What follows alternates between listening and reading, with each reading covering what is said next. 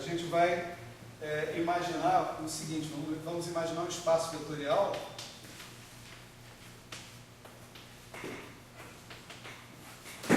com produto escalar.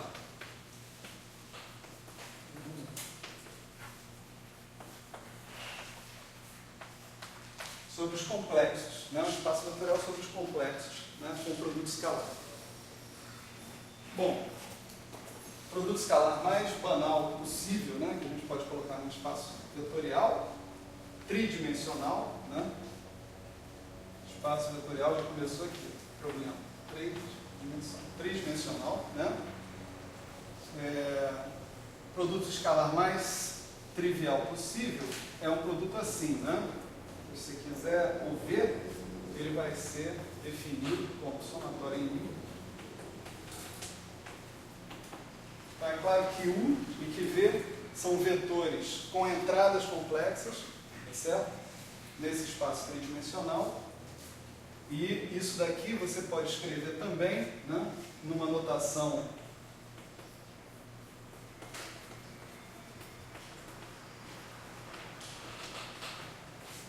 mais familiar, talvez, né?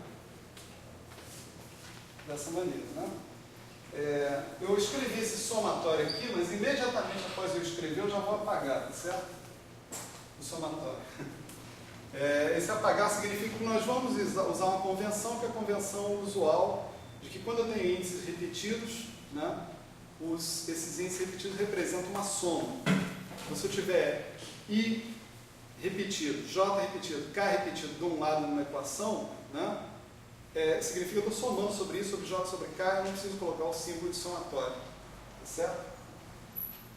Usualmente, quando a gente está falando de grupo de Lorentz, etc., um índice está em cima ou está embaixo, que guarda as propriedades geométricas das entidades que eles representam. Ou seja, um é um vetor covariante, outro é um contravariante. Aqui, talvez a gente pudesse até colocar um conceito de covariância e contravariância em SO3, mas não vai ser o caso, a gente não vai lidar para isso. Mas vamos manter a convenção. Repetir o índice significa que está havendo soma, tá certo? Então tá legal. Bom, eu tenho um espaço vetorial, eu tenho um produto escalar, então, né, todo produto escalar, né,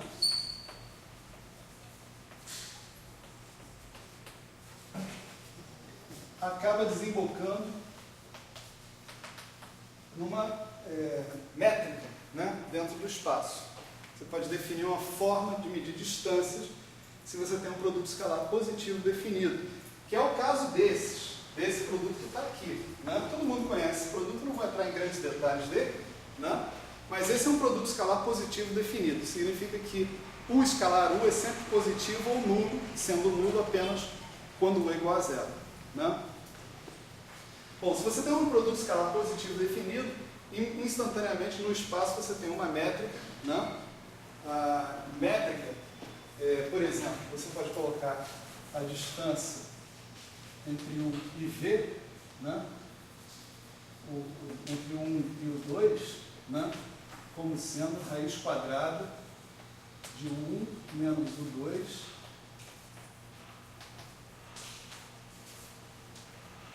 escalar com 1 menos o 2. Né? Nos produtos escalar definido exatamente aqui, desse jeito. Né? Então, essa definição de distância ela vai satisfazer os requisitos usuais, né, da definição de distância. Que a distância, por exemplo, de um vetor para ele mesmo é sempre zero, certo? A distância entre dois vetores é sempre positivo definida, pela regra que está colocada aqui, está bem claro. Né? Acho que tem mais uma desigualdade triangular. Né? Também é possível ver rapidamente que isso é satisfeito pela desigualdade triangular. Se você tem uma métrica, né, agora você pode se perguntar pelas isometrias.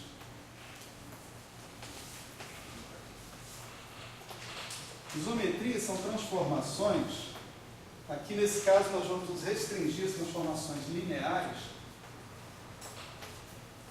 que preservam a métrica. Uma transformação conforme o exemplo? Não é. Repetir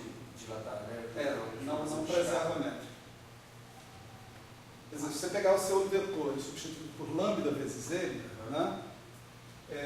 Basta você olhar aqui, né? Você vai ter todos os vetores, né? Lambda 1, lambda 2, né? Vai ter um lambda daqui, vai ter um lambda daqui, vai ter um lambda 2, vai ter lambda raiz de parará. Então você não preservou a métrica, tem que permanecer a mesma distância. Mesmo sendo tudo proporcional, ainda assim. Essa não é uma isometria, né? Então, nós vamos procurar transformações lineares que preservem a métrica, tá certo?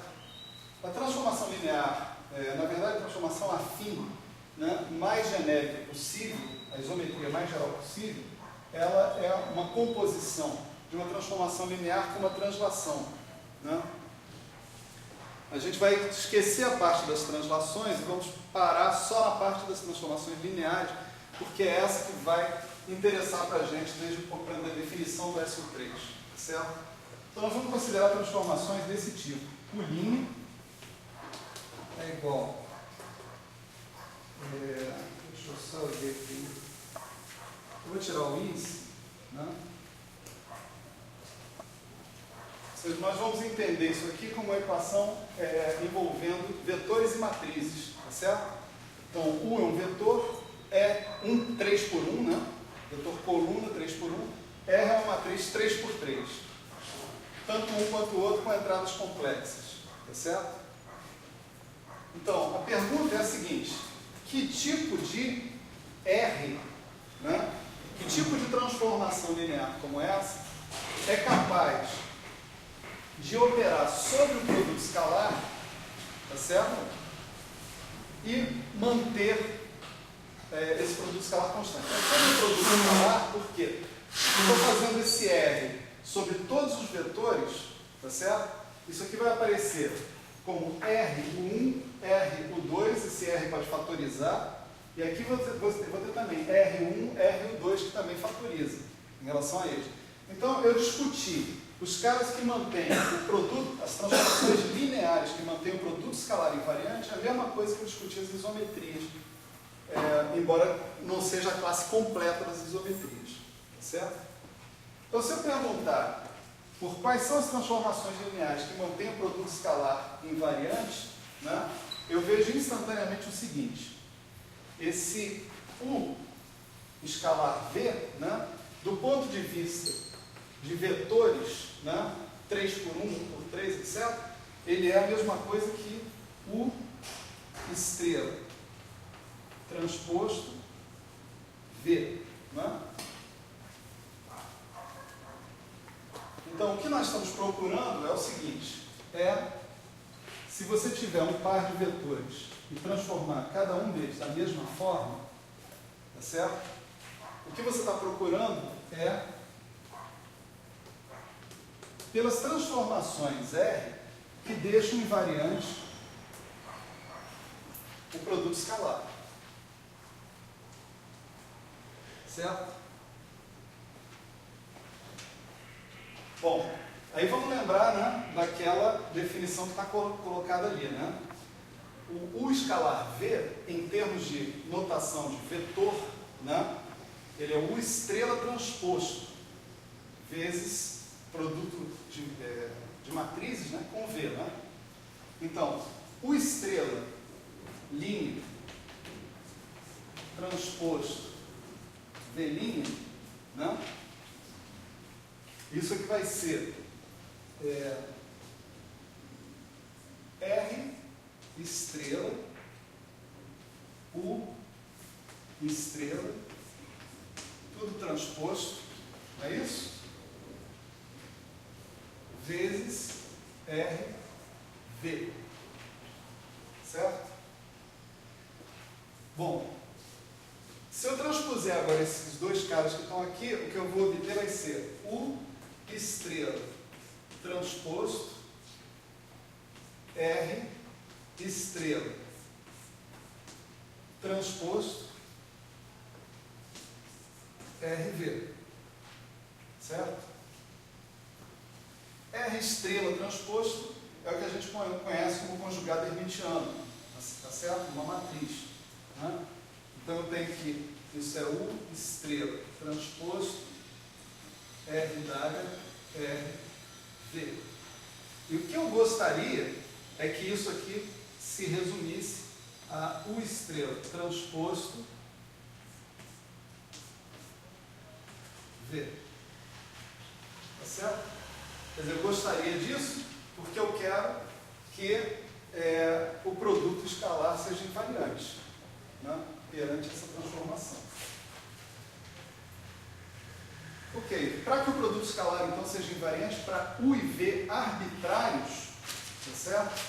É preciso que essa matriz R, que está colocada aqui, satisfaça essa condição. R d'H R igual a 1. R d'H, R igual a 1, implica em R d'H igual a 1. Por que isso implica nisso? Né? Se você pegar essa equação que está aqui e multiplicar por R, né, ela vira isso. Né? Então, tem uma matriz aqui multiplicando R e dando R. Tá certo? Essa matriz que multiplica R e dá R só pode ser uma coisa, uma matriz, a identidade. A identidade é única. Certo? A única matriz que multiplica qualquer matriz e você obtém ela mesmo é a identidade. Né? Então, isso daqui implica que isso tem que ser identidade. Né? Isso é só para colocar para vocês que eu não preciso colocar essa condição como uma condição independente. Certo? Se eu tiver R d'H R igual a 1, um espaço de dimensão finita, né? Então R vezes R d'H é igual a 1 também. Ok, então, essa classe de transformações, a gente já ouviu falar sobre elas. Né? Elas são chamadas de transformações unitárias. Né? Então, isso significa que R é uma transformação unitária, ou seja, a inversa do R é igual ao conjugado hermitiano. Certo? A definição da matemática, né? Transformação unitária. Uma transformação unitária deixa o produto escalar invariante, a gente sabe disso desde o nosso curso de mecânica quântica zero. Né? Certo? Ali a gente sabia de uma maneira mais sofisticada, porque o espaço lá é de dimensão infinita. Né? Aqui é um espaço tridimensional. Né? Então aqui é até mais fácil a gente visualizar essas coisas todas. Né? Então esse R é uma transformação unitária. Né? E tem uma coisa muito interessante sobre as transformações unitárias. Né? A seguinte frase: transformações unitárias formam um grupo. Certo? Então vamos mostrar que as transformações unitárias formam um grupo. Né? Então, em primeiro lugar, a primeira coisa que a gente precisa ver é se o produto de duas transformações unitárias também é uma transformação unitária. Né? Então, suponha que R1 d'H R1 é igual a 1 e R2 d'H R2 é igual a 1, tá certo? Então, é bem rápido a gente observar que R1, R2 d'H R1, R2 é igual a 1, certo? Quando você calcular o d'H disso daqui, você vai ficar com R2 d'H R1 d'H, R1 d'H com R1 dá 1, R2 d'H com R2 dá 2, então isso aqui dá 1. Então, se você tem duas transformações unitárias, e você faz o produto, você obtém uma transformação unitária. Certo? Bom, a identidade, a matriz 1, 1, 0, 1, 1, 1, 1, né, a diagonal, ela é unitária, certo? Se você quiser saber a inversa dela, você pode calcular o d'H, não tem problema. Né? Então, existe uma transformação unitária que multiplicada por qualquer outra transformação dá a própria transformação. Né?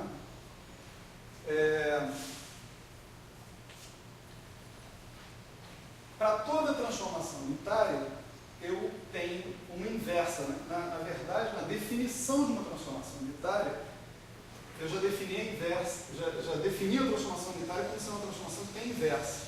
R menos 1 igual a R d'H. Né? Agora, será que R d'H é uma transformação unitária? Né? Claro que é, devido a isso aqui. Ó. Né? Tá certo? Quer dizer, R d'H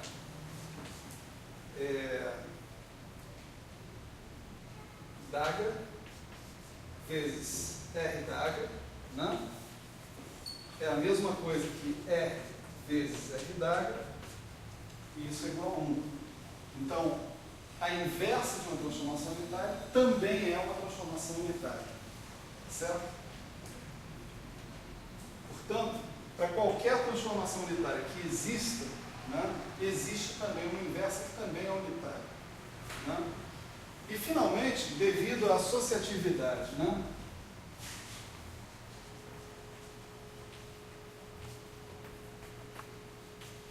do produto normal, produto das matrizes, né, como o produto das matrizes é naturalmente associativo, né, AB, primeiro, vezes C é igual a A vezes BC, primeiro, né?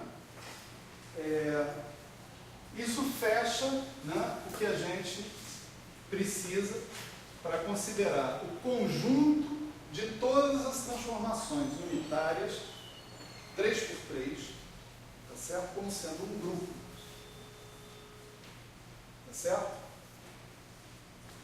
Bom, esse grupo é denotado bandeirosamente, né, pela letra U, né, e pelo índice 3.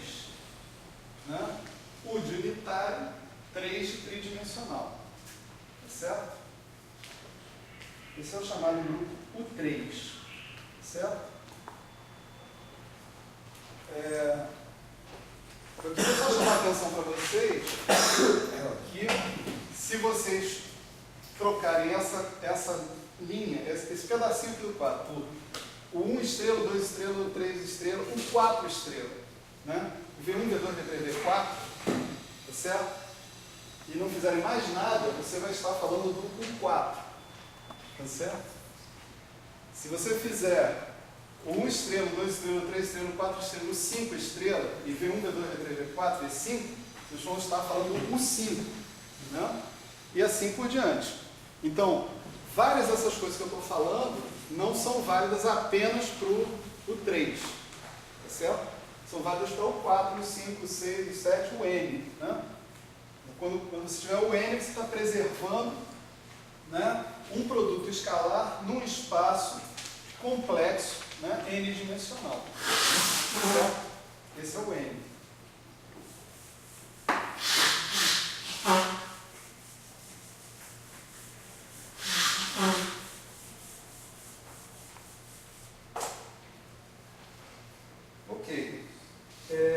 Tem mais coisas interessantes que a gente pode obter da definição de uma transformação unitária, né, que a gente viu ali. Né?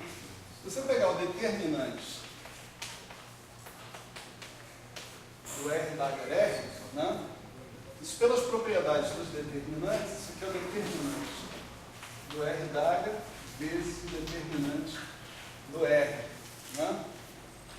E o determinante do R d'H é o determinante do R transposto, né, conjugado. Agora, conjugado aqui pode ser o conjugado de todo mundo. Tá certo? E o determinante da transposta é igual ao determinante da matriz normal. Portanto, isso aqui fica o módulo do determinante de R ao quadrado. Tá certo? Agora, R d'H R, como isso aqui é uma transformação unitária, R d'H R é 1. Né? E o determinante de 1 é 1. Portanto, isso daqui é 1. Né? Isso significa que, numa transformação unitária genérica, o determinante de R é uma fase. Tá certo? Ele é completamente parametrizado por um único número real, que é o θ. Tá certo?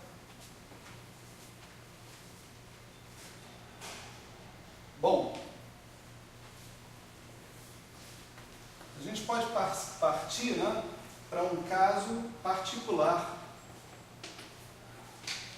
importante.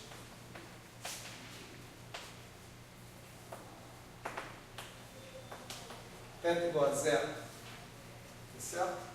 Se θ igual a zero, então nós vamos estar falando de transformações de determinante 1, tá certo? Essas transformações de determinante 1 também formam um grupo.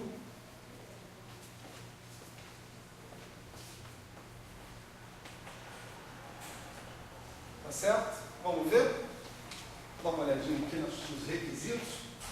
Primeiro é o seguinte, elas, além de serem de determinante 1, também são unitárias, né? Quer dizer, pelo contrário, são unitárias e, em particular, tem determinante 1. Então, a condição de unitariedade está satisfeita, mas será que a condição de determinante 1 está satisfeita? Quer dizer, se você tiver duas transformações, R1 e R2, de determinante 1, o produto dessas duas transformações vai ter determinante 1, tá certo? Então, se eu fizer o produto de duas transformações de determinante 1, eu obtenho alguém de determinante 1, tá certo? Além do mais unitário, como a gente já viu. Em particular, o 1 tem determinante 1, né? E ele age como uma identidade, aplicando sobre qualquer transformação e dando a mesma transformação, né? A inversa, né, de qualquer transformação de determinante 1 vai ter determinante 1, porque basta você usar R-1R igual a 1, tá certo? E tomar o determinante dessa equação. Determinante de R-1 é 1 sobre o determinante R, tá certo? Como o determinante de R é 1, o determinante de R-1 vai ser 1 também, tá certo? E a associatividade está garantida trivialmente como antes, tá certo? Então esses caras são um grupo também, tá certo? Ou seja, as transformações unitárias, tais que o determinante de R seja igual a 1, também formam um grupo, e esse grupo agora ele é chamado com a letra S na frente para falar de especial. O especial vem do fato que eu não estou considerando um determinante arbitrário, mas estou considerando apenas aqueles casos de determinante 1, né? Esse especial, o U de unitário e o 3 de tridimensional, tá certo? Assim, também seria SU4, SU5, SU6, SU7, SU8, SUN, tá certo? Sem maiores problemas. Então, estamos falando, né, de um subgrupo, né, do grupo U3, que é o grupo SU3, tá certo? Quer dizer, um subgrupo é um pedaço do grupo que é fechado sobre a mesma lei de multiplicação que está lá e que contém dentro dele a identidade, tá certo? Mas ele tem que ser fechado. Então, a coisa mais interessante sobre o SU3, né, é o seguinte, é que o SU3 é um grupo conexo, tá certo?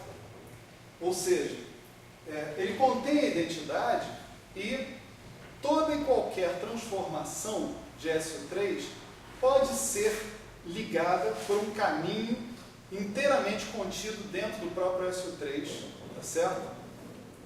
Ligando a identidade, tá certo? Então, ele é um subgrupo conexo com a identidade. Isso é fundamental para que a gente possa trabalhar o conceito de álgebra de Lie, né, nesse assunto. Se ele não fosse conexo com a identidade, eu teria que trabalhar esse conceito em cada componente conexa dele, tá certo? Quer dizer, eu ter pedaços do grupo SU3, imagina aí, todas as matrizes unitárias, né? Tem aquelas de determinante 1 e tem aquelas que não têm determinante 1. É uma boa divisão. Os que têm determinante 1, os que não têm. As que têm determinante 1, quando eu faço produto das duas, cai numa que tem determinante 1. Mas uma que não tem determinante 1, né? Uma que tem um determinante assim, ó, exponencial de I, θ1, por exemplo, quando eu fizer um produto com outra transformação unitária, eu vou obter uma transformação unitária, só que o determinante vai ser exponencial de I, θ1 mais θ2.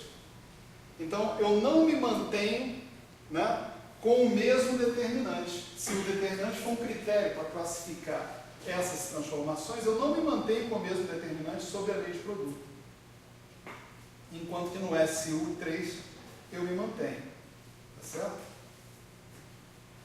Então ele tem essa vantagem dele ser conexo, ou seja, de todas as transformações que cabem dentro dele poderem ser continuamente conectadas umas às outras por caminhos inteiramente contidos dentro do conjunto, né?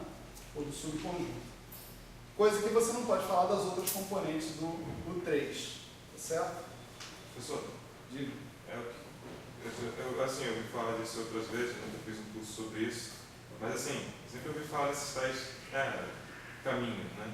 O que seriam, assim, não sei se é importante falar sobre isso agora, mas não é muito importante. caminhos, assim? Não é muito importante, também não é muito complicado, não. É o seguinte, imagina o seguinte, imagina que eu estou representando aqui todas as transformações do U3, tá certo? Ou melhor, vamos falar do SU3, tá? Então um ponto aqui nesse diagrama, outro ponto são transformações do SU3, tá certo? Um caminho, né, é uma correspondência, né, vamos dizer, do intervalo 0,1, pode ser do intervalo AB, isso que não importa muito, né? Vamos chamar de alfa essa correspondência, tá certo? Então, alfa de T pertence a esse intervalo 0,1, tá certo? Alfa de T pertence ao SU3, tá certo? Você pode definir isso aqui como uma correspondência contínua, tá certo? Usando o conceito de continuidade quase usual, né? Porque você não está saindo de R para R, você está saindo de R, que é o T, né, para o SU3, que é um espaço de matrizes, né? Mas sob algumas condições, não muito complicadas, você pode generalizar o conceito de continuidade sem maiores problemas, né? Então você pode ter o conceito de uma correspondência contínua do intervalo 0,1 no SU3. Se ele é contínuo, você pode imaginar isso, visualizar, né, dessa maneira, como isso aqui descrevendo uma curva, né, no SU3. Cada ponto da curva, esse aqui é um alfa de T0, esse aqui é um alfa de T1, assim por diante. E essa curva é contínua, tá certo? Contínua você pode pensar no sentido usual que você conhece da palavra contínua, sem maiores problemas, né? Então isso aqui é um caminho, mais nada, tá certo? Quando eu digo que todo mundo, que essa componente é conexa, significa o seguinte: quaisquer dois elementos do SU3 têm entre eles um caminho conectando os dois, tá certo? Agora, ele ser conexo não significa, por exemplo, que ele seja simplesmente conexo. Aí é um outro ponto. Simplesmente conexo significa que, por exemplo, se você fizer um loop ao redor de um ponto, ou seja, um caminho fechado, né, ao redor de um ponto, você sempre vai ser capaz de contrair esse loop do ponto, né, continuamente. Isso não está garantido, se você tem que estudar uma outra grandeza chamada grupo de homotopia. Mas ele quer dizer que as duas transformações de SO3 são idênticas? Não. Mas se você vai juntar no mesmo ponto? Não. Estou falando que se eu tiver uma curva, eu posso contrair essa curva continuamente a um ponto. Isso significa que não tem obstruções a essa contração. Ou seja, não tem um buraco lá no meio do espaço impedindo eu meio impedindo, né, vamos lá, de contrair o cara continuamente, né? Eu não preciso romper a curva e emendar do outro lado. Posso fazer isso continuamente. A ênfase aí é na continuidade da alteração e não na contração em si. Você não está dizendo que um cara é igual ao outro. Agora, em particular, existe um ponto de vista, que é o ponto de vista dos grupos de homotopia, em que você vai dizer sim que um caminho é equivalente ao outro, mas por uma relação de equivalência são outros 500. Isso seria, por exemplo, se disser a um T não pudesse ser meio. Não, T pode ser qualquer coisa. Então, mas se ele não pudesse ser O meio... problema é o alfa. O problema não é o T, o problema é o alfa. A alfa de T fosse o T varia de 0 a 1, né? Mas isso aqui tem que ser uma correspondência contínua. Então, era como se você tivesse aqui, olha, o alfa de meio menos epsilon, né, é uma matriz. O alfa de meio mais epsilon é outra matriz aqui. Por exemplo, você falaria, não, minha correspondência não é contínua. Tá certo? O problema não é o T, o problema é o alfa. Tá certo? O S3 é o único subgrupo conexo não trivial por 3? É.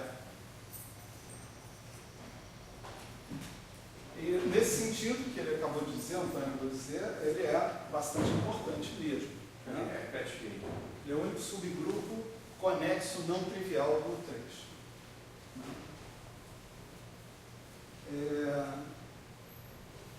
Quer dizer, em particular, o fato dele conter a identidade de ser conexo significa, né, vai significar mais a longo prazo, que a gente vai poder usar o mapa exponencial. Né? Ou seja, que eu vou poder escrever qualquer elemento do SO3 como sendo exponencial de alguma coisa. Tá certo? Como a gente faz com um grupo de rotações, por exemplo. Né? Várias dessas coisas requerem suor e sangue, tá? Para serem deduzidas, né? Provadas. Então vocês também não estranhem se esse suor e sangue estiver ausente de vez em quando aqui, porque senão a gente não, o curso vira outra coisa. Né? Então tá, vamos para frente. O curso já requer o suor e sangue dele para outras coisas.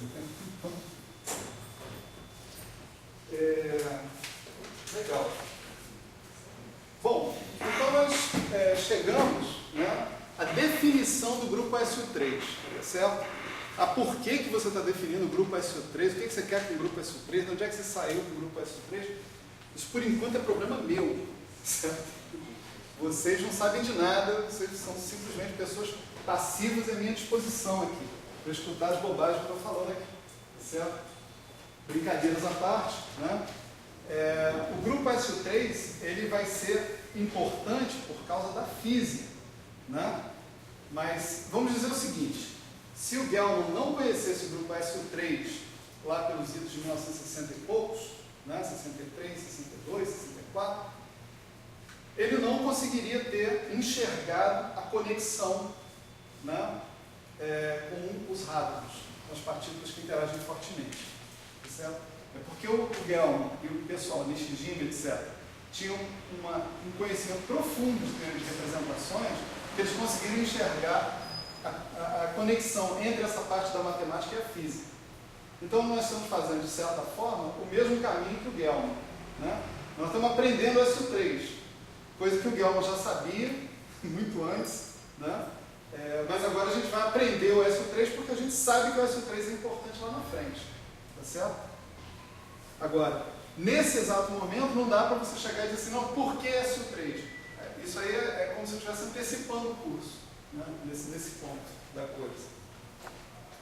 Bom, se eu tenho agora uma transformação, né, unitária e de determinante 1, você vê, unitária é uma coisa, determinante 1 é outra. Né? O determinante em geral da transformação unitária é isso. O determinante de uma transformação de SO3 é que é 1, tá certo? Uma transformação unitária é exponencial de θ, genérica. Né? Então, pergunta é o seguinte: quantas dessas transformações existem? Né? Tem um monte aí. Né? Mas a única restrição que eu tenho, né, é que ela seja unitária, R d'Agra igual a R menos 1, né? E que o determinante seja 1. Tirando isso, eu posso fazer com que aqueles meus números complexos, né, que correspondem às entradas da matriz, assumam quaisquer valores que me interessem. Né? É só eu ir ajustando. Esse aqui cresceu, esse aqui agora diminui e tal, isso aqui para dar tudo certo, para continuar a matriz, o Dagger sendo a inversa. Né? Tá certo? E o determinante sendo 1. Dentro desse espírito, seria interessante a gente imaginar o seguinte: nem todos os elementos da matriz, né, são independentes, porque existem vínculos. Não é? Existem vínculos entre esses elementos estabelecidos exatamente por R d'Agar R igual a 1. Né? Então, quantos dos elementos da matriz, a matriz é 3 por 3, ela tem 9 elementos complexos, tá certo? ou se a gente quiser 18 elementos reais, né? Quantos desses 18 parâmetros reais são realmente independentes, né? Quantos desses caras eu fixo, né? E os outros vão variar em função desses aí, né? Quer dizer, quando eu variar um desses, os outros vão automaticamente variar. Eu posso fazer essa pergunta e responder facilmente, entendeu? Vamos pegar essa condição aqui, R da HR igual a 1, né? Você está perguntando do 3 ou do SU3? SU3. Direto do SU3. SU3. Certo? Essa condição R da HR igual a 1, São 7. né? 7. Não entendi. São 7 graus de verdade? Não. São 8. Uai. Calma, vou mostrar aqui. Perdão, são 8. Né? R da HR igual a 1, se a gente quiser olhar para isso como um conjunto de equações, né? Você vê isso aqui, ó, por exemplo, né?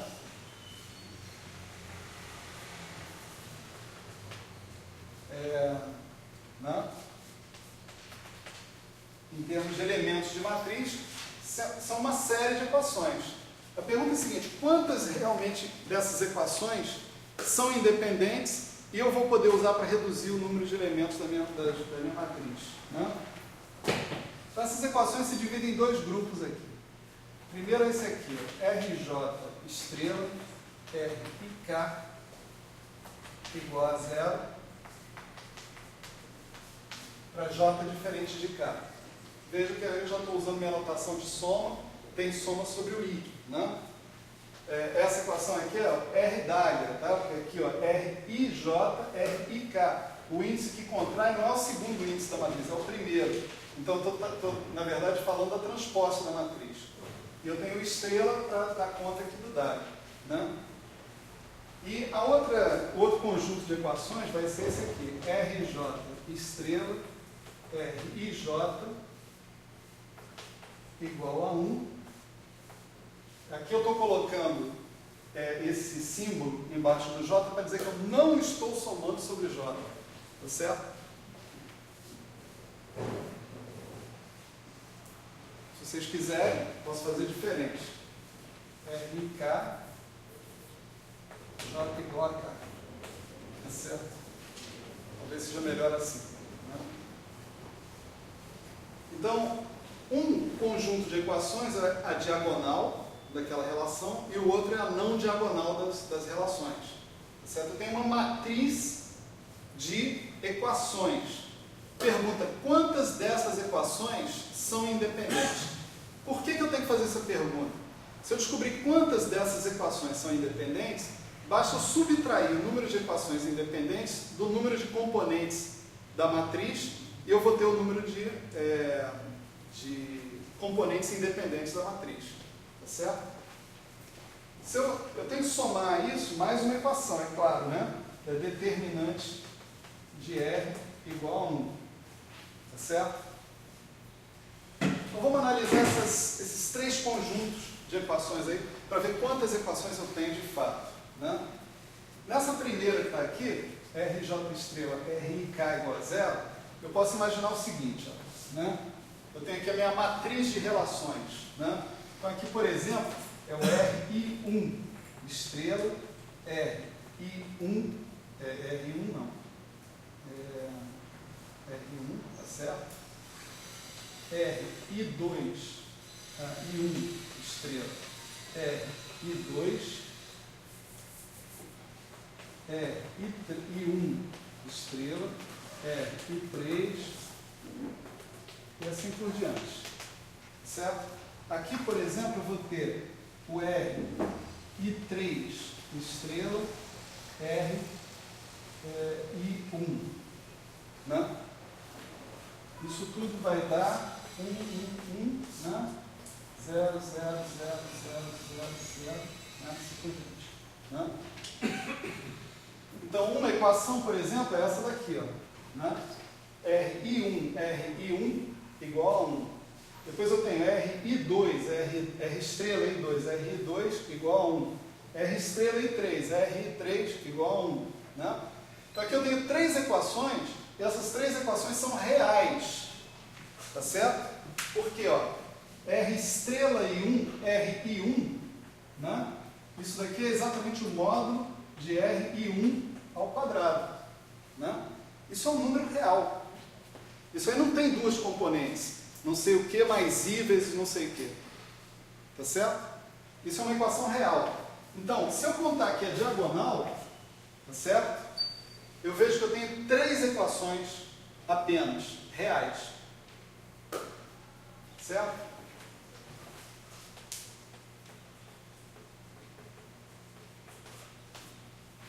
Certo?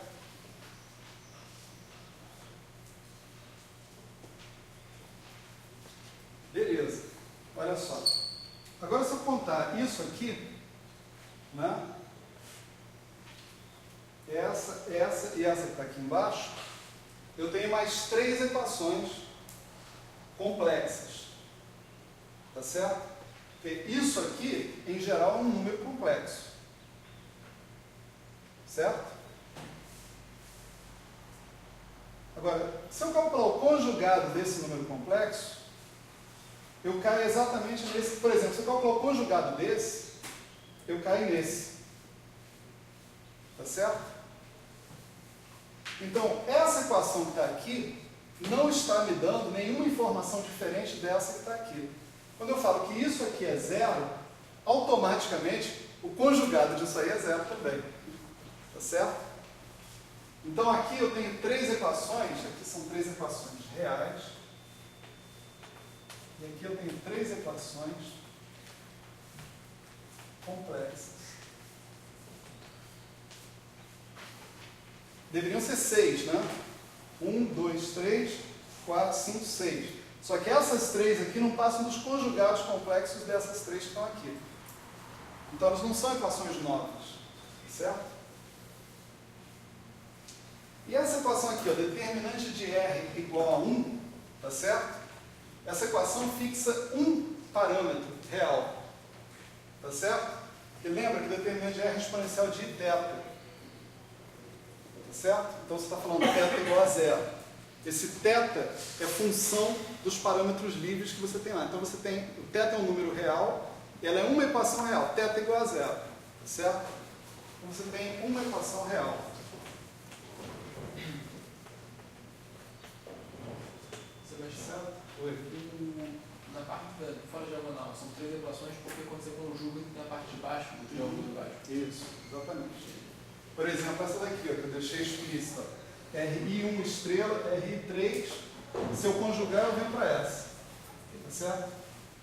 Então, se eu falar isso aqui é igual a zero, né?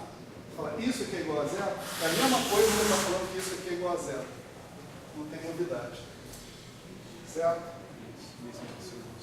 Então, vamos lá. Vamos contar o número de equações de vínculo.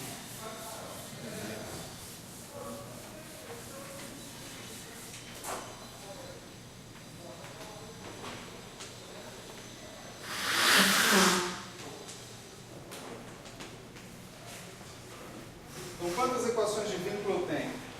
Eu tenho 6 dessas aqui. Estou contando em termos de parâmetros reais. Tá certo? Então, eu tenho 3 equações complexas. A mais IB igual a zero. Então, A igual a zero, B igual a zero. Tá certo? Cada equação complexa me dá 2 equações reais. Né?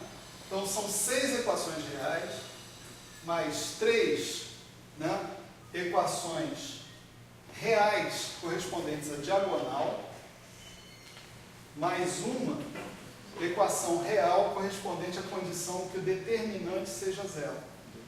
Né? Contagem total 10. Certo? Número de elementos de matriz.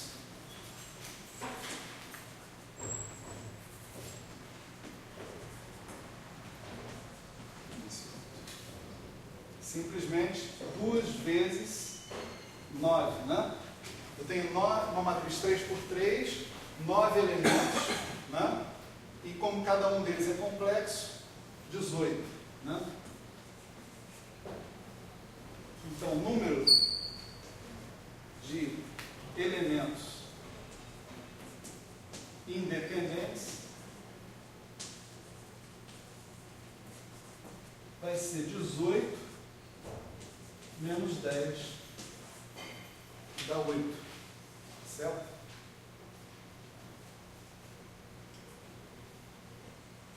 Então, essa é a grande lição que a gente tira aqui, né?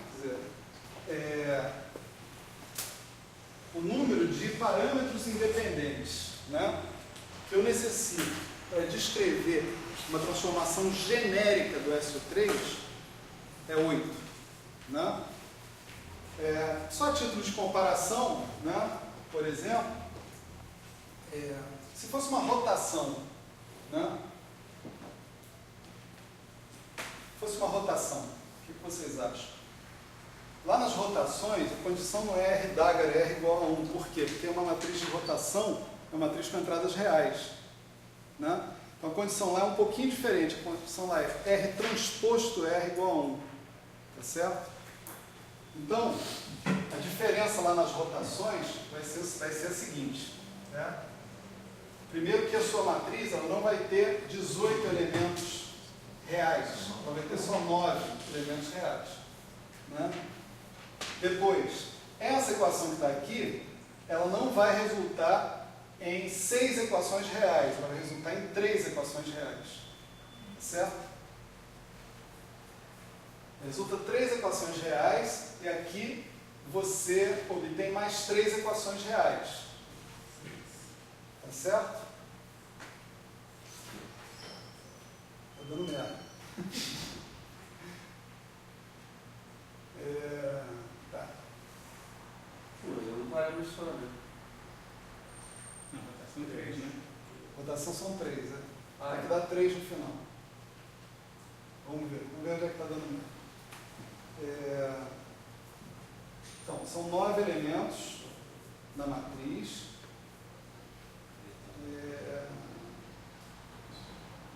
Determinante não dá nenhuma condição a mais. Por quê? Porque você está tendo determinante. O determinante é um número real. Determinante é um número real. Determinante de uma rotação, né? É exatamente isso. Se eu tenho a transformação ortogonal, R transposto R igual a 1. Então, você calcular determinante de R transposto R, isso é determinante de R ao quadrado. E isso daqui é que tem que ser 1. Né? Isso implica que o determinante de R é mais ou menos 1. Tá certo? Agora, ser mais ou menos 1 não é um vínculo, é automático da definição das rotações. Né? Não tem um parâmetro livre que você possa setar nessa equação. Tá certo? Então, por isso você não tem, não pode contar essa condição do determinante, realmente. Né? Então, você tem aqui, olha, 3 equações reais, 6, né? As 9 elementos de matriz, 9 menos 6, 3. Uma rotação é parametrizada por 3 parâmetros. Né? Esse é o grupo, também dá para fazer essa conta com SU2, né? Que tem uma relação com SO3, o grupo de cobertura. Né? Aí, nesse caso, você vai fazer essa mesma conta aqui, só que lembrando que a sua matriz é 2 por 2, tá certo? E você tem que chegar 2 por 2 complexa, e tem que chegar no mesmo resultado. 3 parâmetros independentes. Não dá mesmo ao quadrado, 10 menos 1. Acho que não é isso para ele. Mas vamos lá. Poderia fazer construindo, Tião?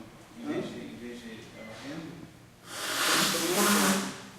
Você escolhe 3 reais à vontade para a diagonal e escolhe 3 complexos para a parte triangular e pronto. A gente vai fazer de certa maneira isso, mas não com o grupo, e sim com a álgebra. Você vai ver que é bem fácil de fazer com a álgebra. Estaria certo? Não é questão. Aí você está partindo, né, de alguma coisa. Está dizendo, olha, diagonal é real, né? Mas por que você vai falar que a diagonal é real? Porque não é verdade, ela não é hermitiana, é unitária. Não, é unitária. Né? Justamente, nós vamos chegar na álgebra, onde a matriz é hermitiana. E aí a coisa fica mais fácil. Né? Coincidência. Então, certo. Nós vamos fazer o seguinte, nós vamos imaginar agora, então, que uma transformação genérica do SO3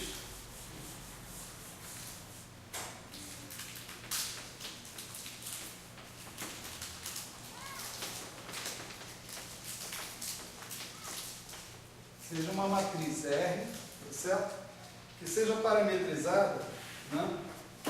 Vou colocar aqui um elemento de matriz genérica, né? Dessa matriz, R e J, parametrizada por 8 parâmetros, tá certo?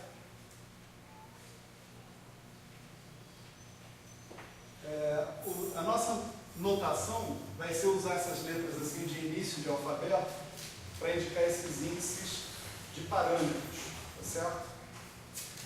Θ A igual a 1 até 8, tá certo? E nós vamos fazer uma escolha.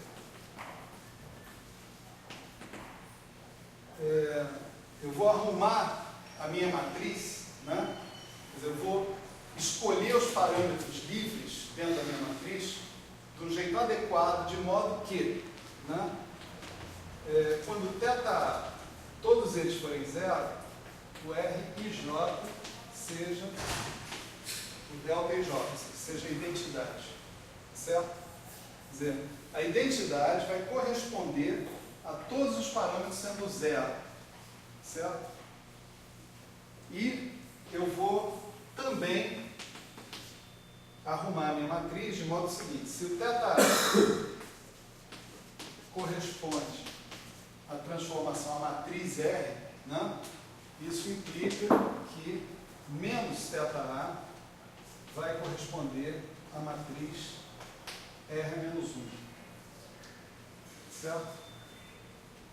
Tudo isso são escolhas que você faz. Você pode não fazer essas escolhas, sua vida vai ser mais complicada. Só isso, certo? Então, beleza.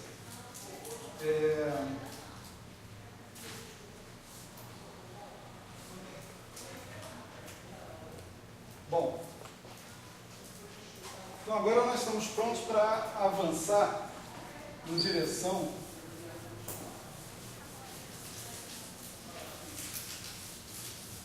à álgebra de Lie.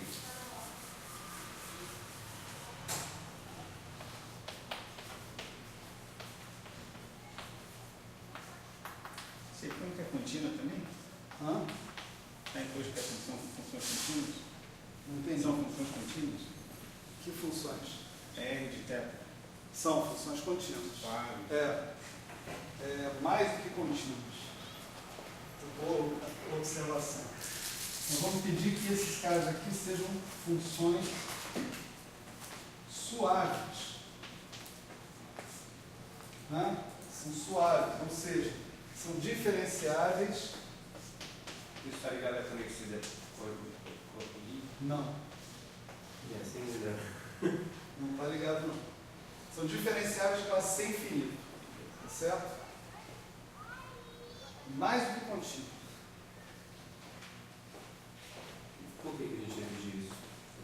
Isso é da teoria de variedades diferenciais.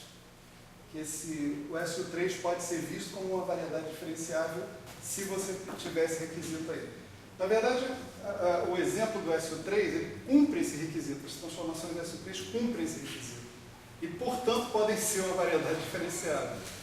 Entende? Tá. O negócio seria mostrar que uma transformação genérica do SO3 cumpre esse requisito.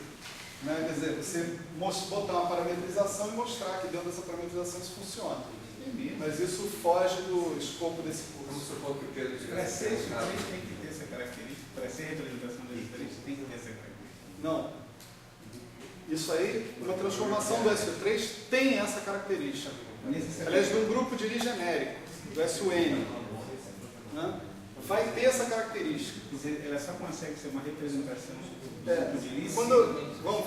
deixa eu ser mais restrito um pouco. Uma transformação de SO3 na representação 3x3, fundamental. Matriz 3x3. Você pode mostrar que você tem funções de classe C infinito. Entende? Cada matriz correspondente a cada transformação Você pode fazer uma parametrização no braço, na mão, meio como você estava querendo aí. Né? E você vai mostrar que é tudo função suave. Não tem singularidade, não tem nada. São assim. Seu artigo de apresentação não necessariamente é assim. O fato de ser SO3 impõe isso. Pode-se dizer que sim. Pode-se dizer que sim, porque isso vem da estrutura do grupo, né, em questão. Então, está pedindo lá R dagger R igual a 1 para matriz 3x3, né, determinante de R igual a 1, são suficientes. Aí você consegue fazer uma parametrização. Se você consegue fazer essa parametrização é por causa da estrutura de grupo, por causa das equações de vínculo que você tem, essencialmente. Então, beleza. Vamos para frente. Então, vamos primeiro falar brevemente sobre um teorema. Né? Teorema. Todo elemento de S3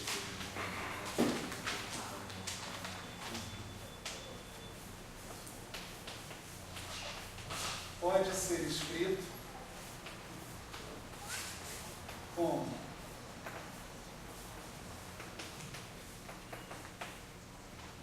exponencial de x. Certo? Vamos quase mostrar esse teorema. Eu digo quase que vai ficar faltando algumas coisinhas importantes, mas que vocês vão ter que aceitar. Né? A primeira coisa importante que vai ficar faltando é a seguinte. Sabe-se, né, que toda matriz unitária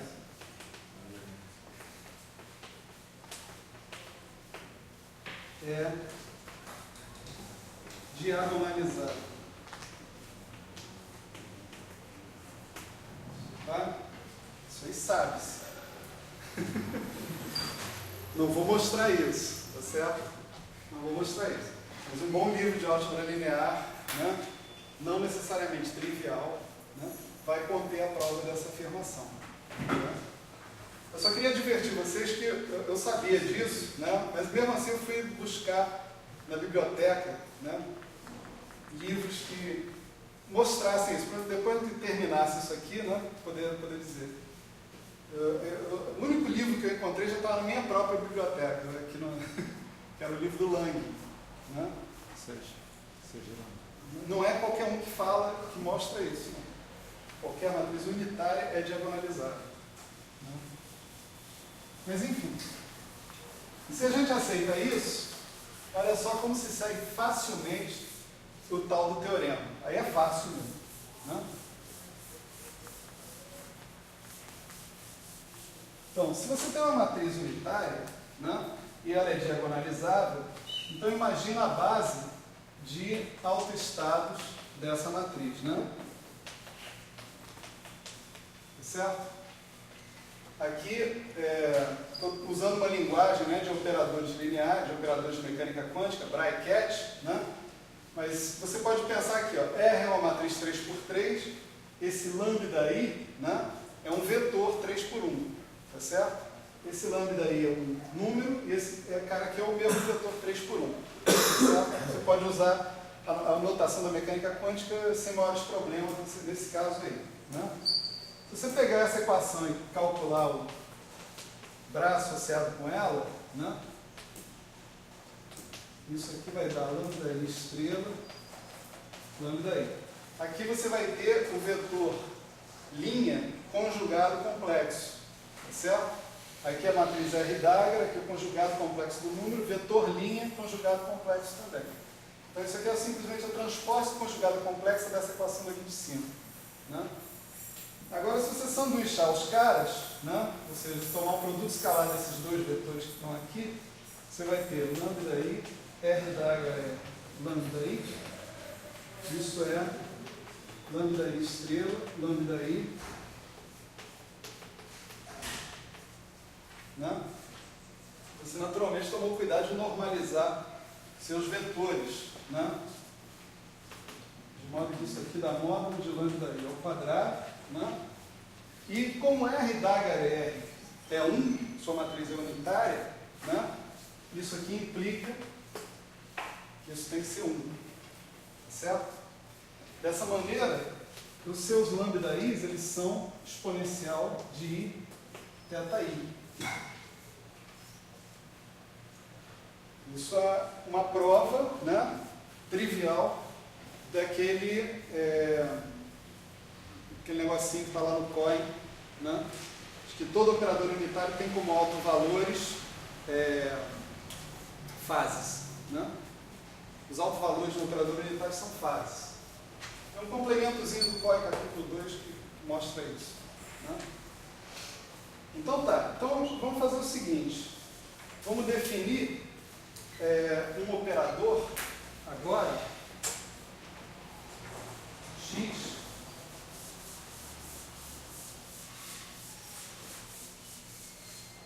vamos definir um operador x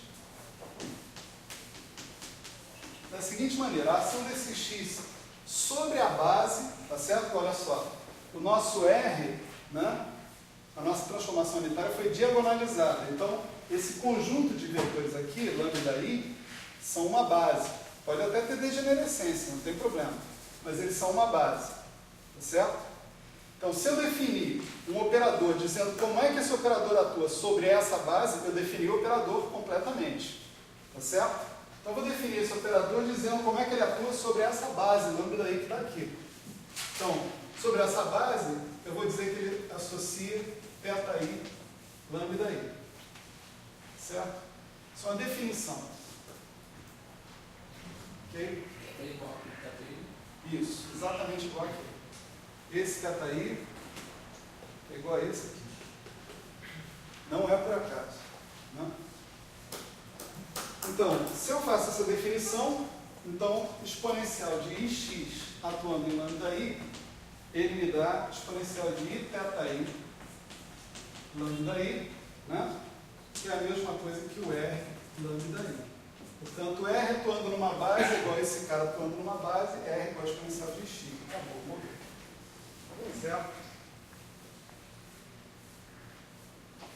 Então, todo elemento do SU3 pode ser escrito assim.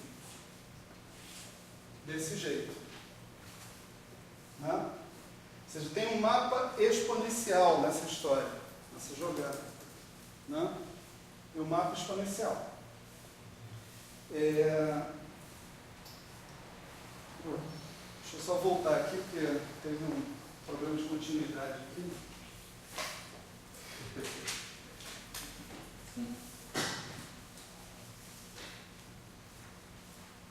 Pronto. Aqui. Certo. Quer dizer, quase certo. Agora sim. Agora tá certo. Então, olha só, gente. Se a gente quiser, agora a gente pode fazer a discussão sobre o número de parâmetros que caracterizam um elemento do SU3 em termos dessa nova descrição, né? Essa informação que a gente tem. Né? A primeira informação aqui é a seguinte. Né? Se eu disser que R d'H tem que ser igual a 1, né? Então, já que o R é escrito como exponencial de ix, né? Então eu vou ter que exponencial de menos i x d'H, né? Exponencial de ix tem que ser igual a 1, certo?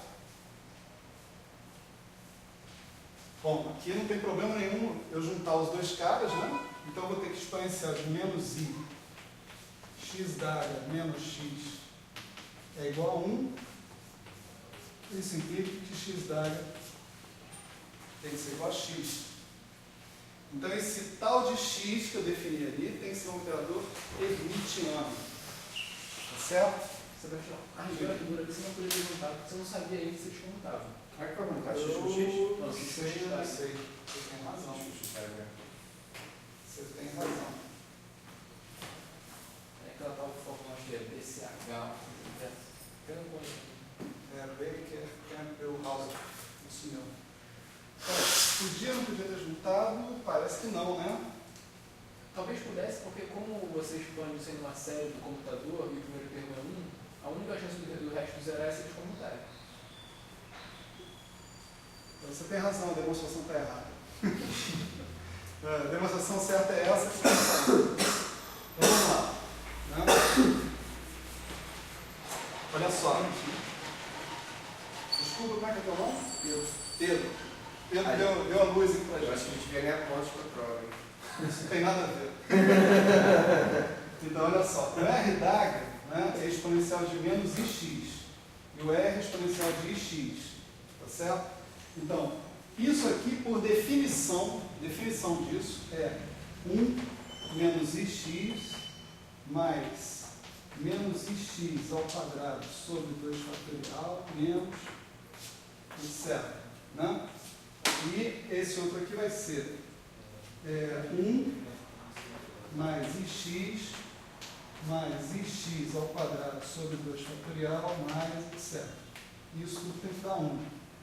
Né? Então, se você fizer esse produto, né, que está aqui, o termo 1 está aparecendo aqui, vai cancelar com o cara ali. Então, o resto dessa soma tem que dar 0. Não tem que ser DAG nas primeiras x. Qual foi a explicação mesmo, Os professor? dados. Exponenciando primeiro dá para você comutando depois exponenciando o outro. Depois comutando. Mas x como mais um x como outra coisa mesmo? Não, mas o x conta com ele mesmo, mas não com o x DAG. Ué, mas você já sabe que ele é menos x. Não, E tem um dado ali também, já. Não dá. Não tem um Aonde? dado ali, não? aqui tem. E tem um mesmo dado. Tem o menos. Não, você poderia fazer o seguinte, você multiplica por r menos 1, você sabe que é r menos x. Ah, não, do x. R menos 1 é a menos ix. E você sabe que x comuta com x. X comuta com x. Tá, mas aí eu não saio do zero. Não, Zero é igual a mas aí- zero. Não. Se você usar que R d'H é igual a R menos 1, né? R d'H é igual a R menos 1. Acho que essa daqui é que é a jogada. Quer dizer, tem essa maneira de fazer dessa forma e tem essa outra. R d'H é igual a menos 1, R d'H é a menos I, X d'H. Né? R menos 1 é a menos IX. Então você tem que ter que E a menos IX d'H tem que ser igual a E a menos IX. Isso só se dá se o X for igual a X d'H. É verdade. Agora melhorou. Né? Mas essa outra forma também funcionava.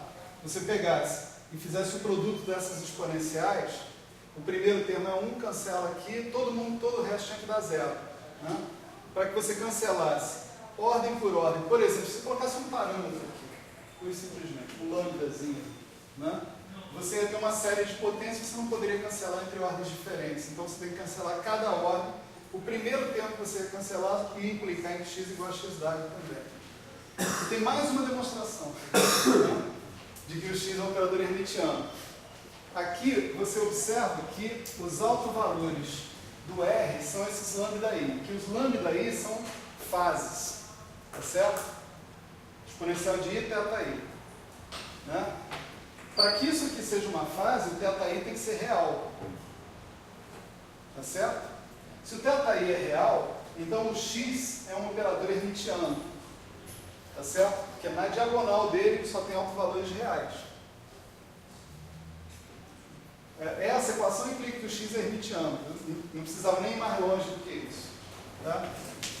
O cara já tem autovalores reais, ele é representado por uma matriz diagonal com autovalores reais. Pronto. Né? Se você multiplicar ele à direita e à esquerda por o d'H, ele vai terminar sendo hermitiano. Tá certo? Por uma transformação unitária genérica. Tá bom. Então, uma demonstração ruim contra 4 demonstrações boas. Tá bom. Tá no lucro.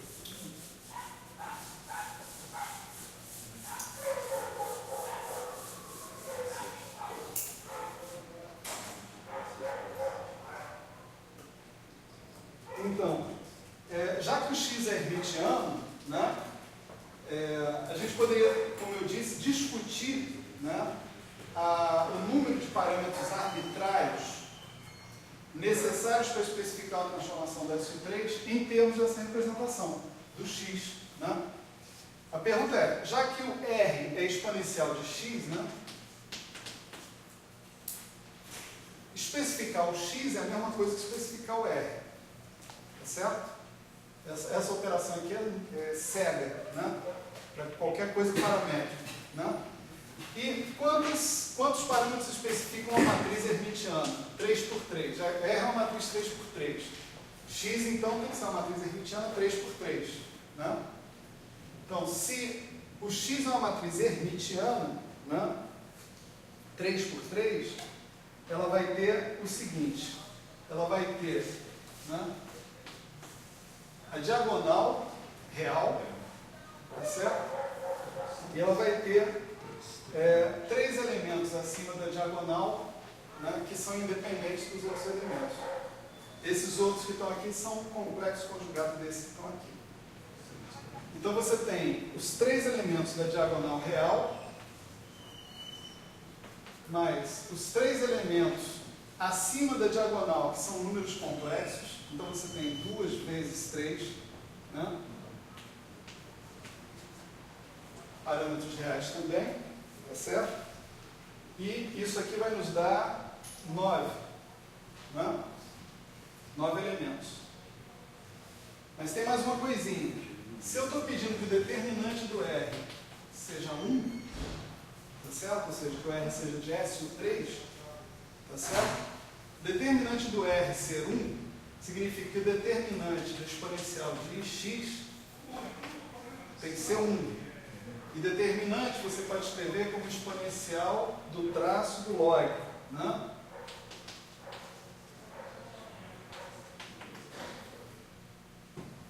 Todo mundo sabe disso? Não, eu sei que eu vim falar, mas É fácil. Eu vou fazer aqui no cantinho. Aqui. Né? Suponha que sua matriz seja diagonal, tá certo? Se ela não é diagonal, suponha que ela seja diagonalizável, né? Então, quando você calcula o determinante da tua matriz A, por exemplo, isso aqui é um produtório dos autovalores, tá certo?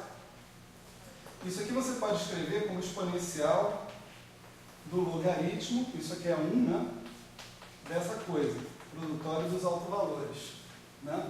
E o logaritmo de um produto é a soma dos logaritmos, né? Então, exponencial da soma em i do logaritmo de lambda i. Tá certo? Agora, a soma em i do logaritmo de lambda i é o traço de uma matriz que é o logaritmo da matriz A na sua forma diagonal. Né? A tua matriz A diagonal, né? Quais são os elementos da diagonal dela? São lambda 1, lambda 2, lambda 3. O logaritmo da matriz A vai ser logaritmo lambda 1, logaritmo lambda 2, logaritmo lambda 3. O traço disso é a somatória desses logaritmos. Então, isso que está escrito aqui é o traço do logaritmo da matriz A. Certo? Então, é isso. Tão fácil quanto isso. Né? Isso dá uma representação do determinante do A em termos da exponencial do traço do log. Né? Agora, uma coisa legal é que o log da exponencial funciona para matrizes também. Né? É a própria matriz. Log de exponencial de x é ix. Então, isso aqui dá exponencial de traço de ix, que é igual a exponencial de i traço de x. Certo? E isso aqui tem que ser 1, o que implica que o traço do x tem que ser 0. Certo? Então, eu tenho mais uma condição sobre essa matriz que representa uma transformação de S U3, certo? Se fosse só U3, a condição era essa, tinha 9 parâmetros independentes, enfim, né? Mas como era uma transformação de S U3, ainda tem que se levar em consideração o determinante de R igual a 1, que implica que o traço do x é igual a 0, né? Então, você tem isso daqui do R da HR, e mais 1